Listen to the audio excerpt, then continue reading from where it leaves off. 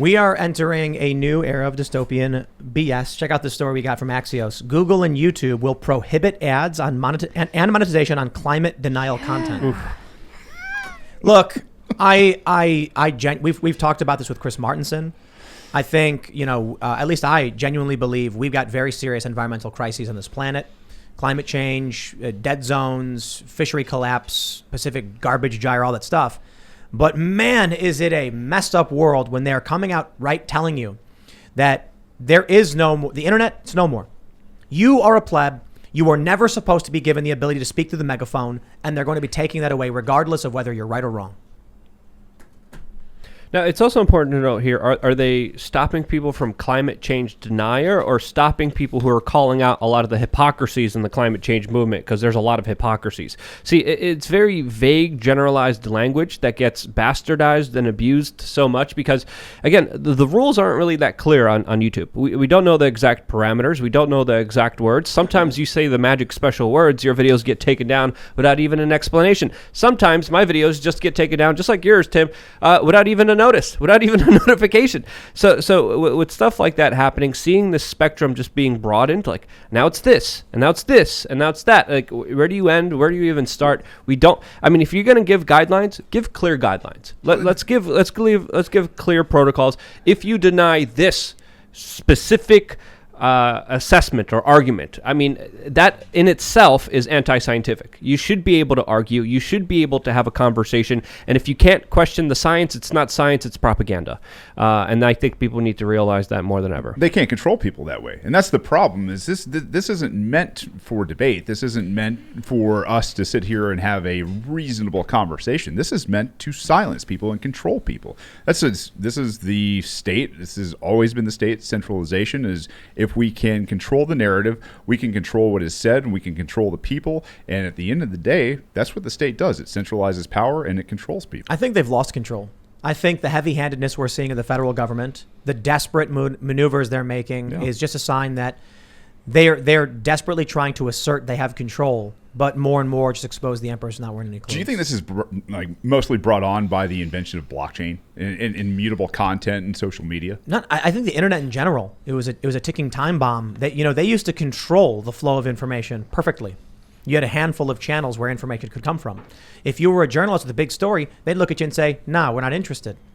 Now you have the ability to go online and, like James with Telegram, put out a message where people can just click the link and then it goes up on other social media platforms. Yeah, I think we're building our own audience, Veritas, for the first time. I mean, that's what strikes me as I think this is an age where the loss of one's Twitter account is treated like the loss of one's life. But there's I'm not getting any coverage on these stories, but everyone's coming to Veritas to be informed. That's a new phenomenon. So in the past, my model was to try to get local news outlets to cover these stories. But the pharmaceutical industry, you kidding me? There's actually one local TV station in Kansas that may cover it only because that's where the woman works, and they have to. But I think there's this phenomenon where our audience aren't necessarily Fox News viewers, Tim. Neither are yours. They're just a new audience. We're informing people one by one. And then another thing I get is, well, nothing's going to change. Nothing ever happens to these people, like a cynicism. And I've said this to a couple people. I said, well, listen, you got to start somewhere. You change one life, you can change the whole world. You can convince a few people, you can make a big difference. But I think the phenomenon with Project Veritas is that we're building this new audience of people who are being informed because it's incontrovertible, videotaped evidence. Yeah. It's not my opinion. It's incontrovertible. While the machine is very clearly clamping down on what is acceptable language, they are clearly violating the good spirit of Section 230. Mm-hmm. They're setting forth editorial guidelines. That's what it is. When they tell you your opinion is not allowed to be spoken, they're saying here are the editorial guidelines of this platform. Well, it's even questions. And I mean, that's what it gets down to is you may not make statements. You may just be asking questions like, hey, what about solar and space weather? Do we ever talk about the solar energy that's coming out of the sun in terms of its fluctuations?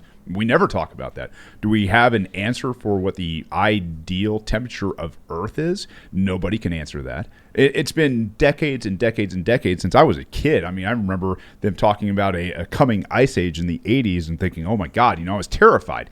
And that was the thing. It was like live in fear, no matter what it was. And listen, as a conservationist, I know very well that when we look at the earth, we should be living in more of a balance. But this cry for like the balance in the ecosystem and this, I don't know, this idea that we can not say some things about, climate change. Well, this cry comes from a lot of people who live in cities which have absolutely destroyed the natural environment. I think back to 20 or so years ago. Where was the right? They absolutely denied climate change, right? Yeah. Now they typically accept climate change, but say they don't believe it's man-made, or their arguments about the solutions posed by the left are wrong. One at a time, the arguments from the right veer leftward as time goes on. The Republican Party isn't actually making demands of the legislature, repealing things, for instance. I've had conservatives say to me, well, look, we're not going to do what the left does and force the government to do things. No. Repeal laws. Repeal the NFA. How about that one? No, Why? They don't do that either. Why not? I don't know, because they're the uniparty and the Republicans. Controlled opposition. Yeah. Mitch McConnell goes, I'm going to hold off the Democrats for about 2 weeks and then agree with them. That's what happens.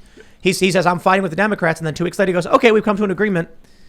And people keep voting for the guy. Yeah, they just wait for the next major news story, ramp it up to 10, and then leave it. I believe and genuinely feel a lot of the people in the Republican Party have Stockholm syndrome and secretly want to be liked by the people that they're supposedly against. Like, Yep. I don't know. Maybe they want their book reviewed by the New York Times. They want to play on their turf. They secretly wish they were at that Met Gala with AOC. They want to be there. They wish they were part of that crowd. I really do. I think that's Absolutely. the problem. They want to be liked. They care more about the opinion of the New York Times than their own constituents. Yes. Oh, And the moment sure. you stop caring is when you can actually have the will to win and be effective. But that's a psychological issue, a hurdle for people who are not part of the so-called mainstream power structure. It's hard, even for me. I mean, I've gotten my desire for approval down to a microscopic, bead. But you get more approval because of it. You'd have to be a sociopath to want to be hated by everybody. But if you want to do the things that you're proposing, you're going to be hated by a lot of people who have the power to make you liked. And I have to be prepared to lose. I mean, I just passed 1 million followers on Instagram this week. And I mean, on YouTube, we went from 1 million to 1.25 million subs in like no time, and I see your gold plaque. They have not sent me one of those gold plaques yet. Rude. I never got mine. It's sitting in bubble wrap, and don't send that out to Veritas. Well, hold on. Here's what I'll do. So when you get those awards, those gold and silver awards, they allow you to do a team purchase. So if multiple people work on your team, you can order a custom award with any name on it from the company. So I think good old team members, Project Veritas and We Are Change, are going to be getting their awards. I just think it's funny that we have 1.3 mil subs and our gold plaque is sitting in the bubble wrap room at in Google in California, and it's like sitting half open. Like the manager's like, well, let's just verify that those 1.3 million subs are all real people. It's under some footnote, But listen, I think that the bottom line is, I've come to see it over and over. This is my mantra today. The moment you stop giving a shit and seeking their approval is the moment you're free to actually be effective. You have to not care. At the first line on your Wikipedia, it says far-right, criminal, doctors, tapes. It hurts, but you just got to let it go. Because if you do the thing that you're proposing, you're running for office, aren't you? Yeah. God bless you. I'm never going to run for office my whole life. It's the most I could never do that disgusting job. thing ever. I can't do it, but we need good people, so thank you. I hope you're successful in your efforts. You have to not give a shit what they think. You just have to do the right thing and have a leap of faith. And one of the things that struck me about the HHS whistleblower and the Pfizer whistleblower is I asked them, aren't you afraid of going after Pfizer? And they both said effectively, I put my faith in God, not in man. Mm-hmm. And whether you're a religious person or not, they're taking a leap of faith. Yeah. They're saying, everything's going to be okay. I'm going to do the right thing, damn it.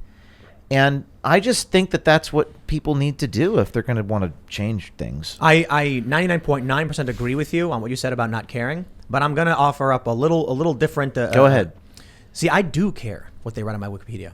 Because for a long time, they claimed on Wikipedia that I invented a live streaming Zeppelin. I don't understand why they think Tim Pool, and I was working with drones that I get. And I think one of my live streaming what? Zeppelin. What do you like mean? A blimp. A Like blimp. they claimed I had a blimp. Why would they want to Straight claim from such Germany. a thing? So cool. I don't know. And it was in my Wikipedia for years. Is that supposed to be defamatory? A blimp? No. But That's here's cool, the right? funny thing. Here's the funny thing.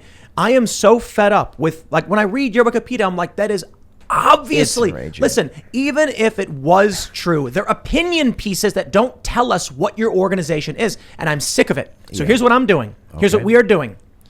After a few years of them claiming that I invented some kind of Zeppelin and me saying publicly, like, guys, I did not do this, please remove it. And they were like, you're not a credible source. You can't be used. They finally took it out.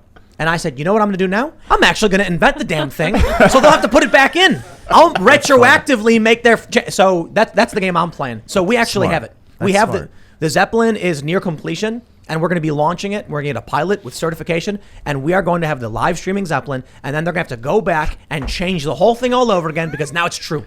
Now, Brilliant. I can't wait to see that. I want to be a part of that. But James, you brought up a very important point, and if I could kind of surmise it a little bit, it would be that words only have power when you give them power. And I think we're really seeing a lot of crazy, ridiculous words out there to the point where everyone's laughing at the establishment. I mean, Wolf Blitzer, he posted this photo of himself, and he looks like a geriatrics bald eagle. Amazing. And he is. And he Look at that wrote ratio. this caption 9 months ago. He's behind the U.S. Capitol.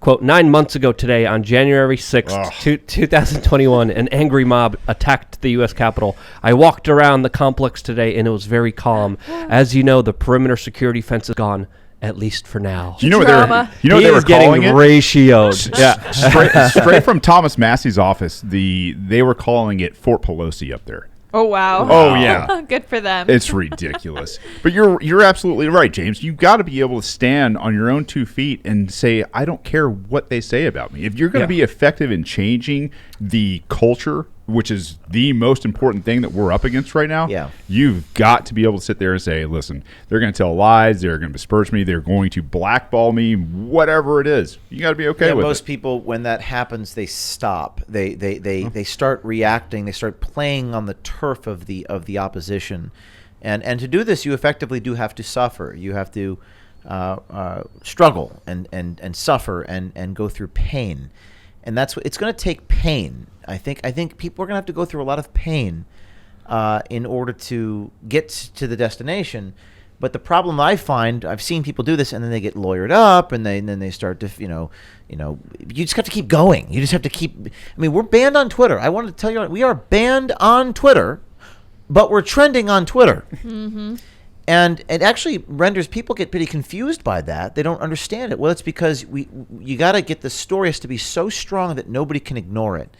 And we distribute by proxy. So we send the stories to other people, and they embed the videos. And that's what you have to do. And also, I think people have to see. I think images are transformative. And you say, Luke, the power of words. Orwell writes in 1984, the party, communist, tell you to reject the evidence of your own eyes and ears. It's their final, most essential commandment. That's their number one rule. Is do not believe what you see and hear. So I think words are not 1,000th the power of images. Exactly. If we're gonna win this battle, it has to be through images. That's why we call it veritas, cinema verite. Images anesthetize. They transfix in a way that words do not. And oftentimes you're putting that person in this dichotomy.